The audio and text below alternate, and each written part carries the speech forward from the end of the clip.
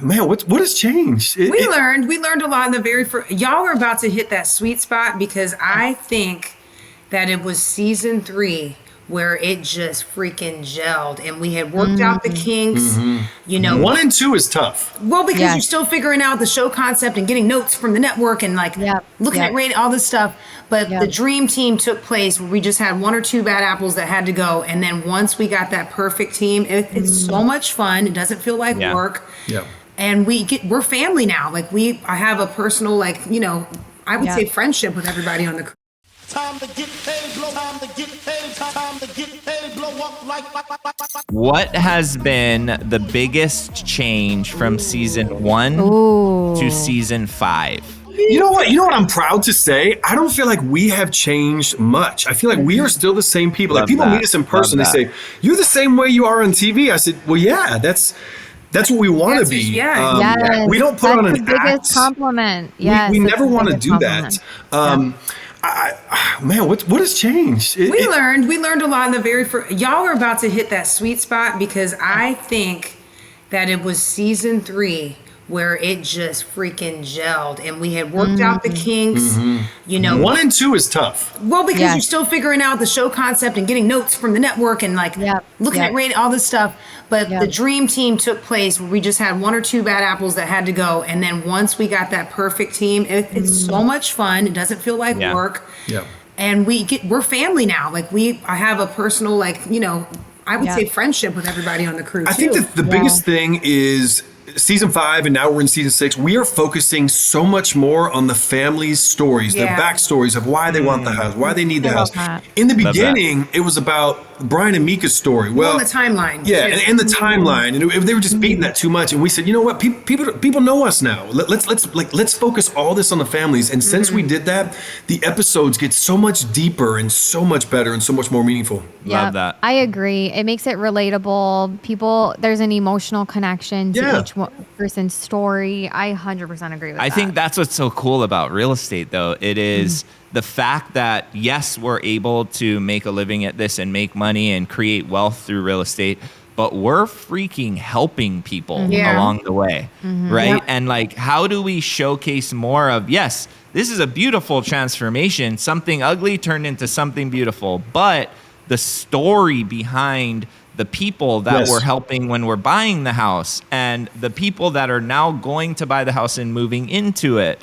Like that story is very, very interesting. You know what I mean? And I think you guys do a really good job at that. That is also something that we try to strive for on the show, to tell that, because there's not a lot of industries where you're able to combine those two things. You're able to help people while at the same time building wealth, you know, which is it's such a good vehicle. And you're changing lives. And I mean, I go back to our gym experience. We did the same thing. And we said this when we were in the gym business. Let's not focus on making money. Let's focus on making a difference in people's lives, and the money will come. Same thing in real estate. If you're just going into this saying, I want to make all the money in the world, guess what? You're probably going to fail. You're not going to make money. But if you work hard, help people achieve their dreams, and focus on other people, it'll come back to you, and you'll make all the money you can handle. 100%. I mean, it's also the same concept of like, if you're just doing something for the money, you might make the money, and then you're going to realize how miserable you actually are. Yeah. You know, because you're not focused on what's truly important. You didn't set a solid foundation for yourself or your family, you know, and so we're huge proponents of that too, that real estate is just a byproduct of helping people and helping our family, you know? Yeah. This is turning into a therapy session right now. It always does. It always does. I'm a former licensed mental health counselor, so I can't help it. I love it though. How has the TV show helped your business? Yes. Oh, well, I think the credibility that comes along with it now, it's like, oh, well, you know, there's a trust factor that's already there. And it's so funny. I'm sure like when people come up, if they see you in the grocery store or whatever, the viewers of HGTV, they really do feel like they are family. They will come. They're connected. They are connected. They know you. They are connected. Okay. Yeah. They're dedicated. They are dedicated, but it's great because it's always been positive love. I've never, had a bad interaction with someone, but I do feel like it just gives that level of credibility. It definitely gives us more opportunity. There's definitely events that are happening in Tampa, and like now we get to network, and like I think that we're getting to meet and kind of move up a little bit in status in that way. But I think, like you said, we are the same people. Like if they say, guess what, guys, it's your last season. Okay, great. You know, we're still going to keep doing what we're doing. Love that. And we think it's really important to still enjoy it, because I would never, if it was miserable, I don't care how much money in the world they are, I wouldn't do it. And what a lot of people don't realize is most of our projects are not televised. We have so many projects off of TV. Them too, probably. I'm sure you guys are the same way. Yeah. The TV, we just kind of highlight, kind of cherry pick, you know, the highlights of our year. It's like a highlight reel. Yeah, it's like a highlight reel. Yes.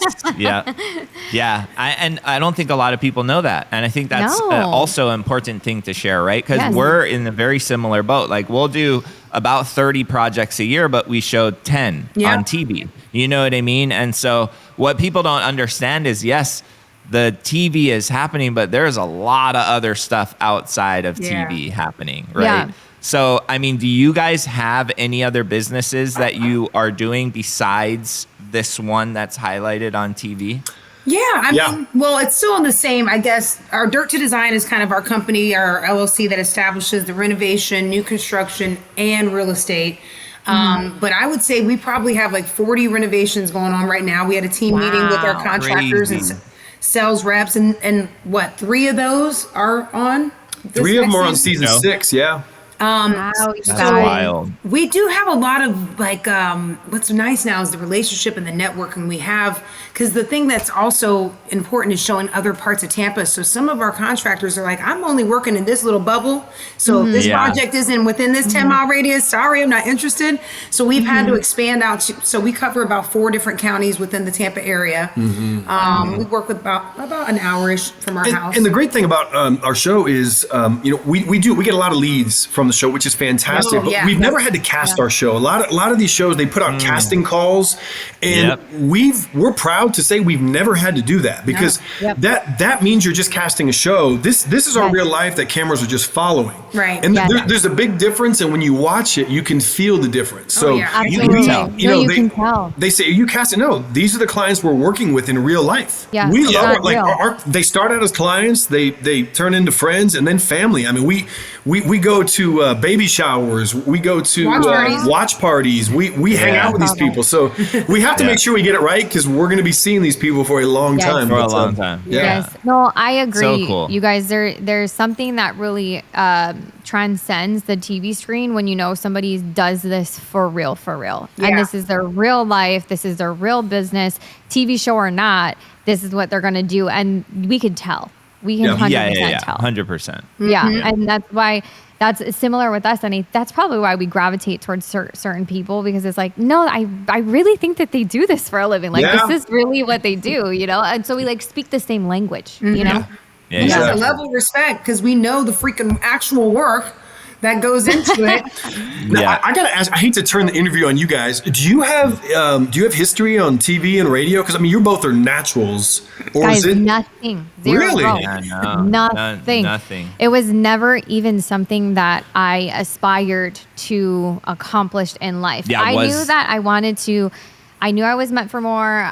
We both knew that we wanted more, and I knew I always had an interest in real estate. But again, like I was a licensed mental health counselor. I came from the nonprofit world, and we were just struggling. And I was like, we're going to try this real estate thing. Started flipping houses, got out of debt. We were like $80,000 to $100,000 in bad debt. And I was like, we have to get out of this.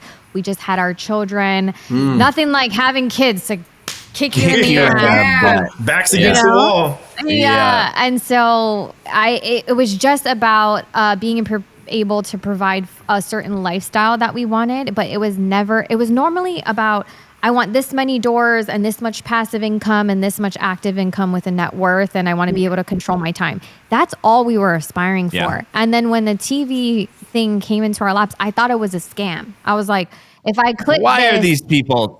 Yes. I was like, if I click this, it's going to put a virus on my computer. They just sent us a random email. I guess you know how it works. The HGTV puts out these prompts, and they're like, we're looking for this kind of a show in this kind of an area. And then all the production companies go run around and try to find the talent. Right? And the production company just just randomly sent an email. We didn't know that it was even real, but then they started sending and talking to all of our other investor friends because Hawaii is a very small community, right? And so we know everybody that does what we do here, and they all kept recommending us to the production company. Because they were looking for a husband and wife that would be good on camera, that were doing enough deals to do a TV show. And so I guess we fit that mold, you know? So, but no experience on TV, no radio, no nothing. It was just I don't know. That's why our opening line is me saying asshole, because I'm not meant to be on TV, you guys. Hey, I have to tell you, Tristan, our showrunner, Stephanie, loves you. She's like, she just seems like a badass. I said, I think she is. I think she is. She's a firecracker. Yep. Straight up. Big things come in small packages. I'm glad the production company found you. It seems like a perfect fit.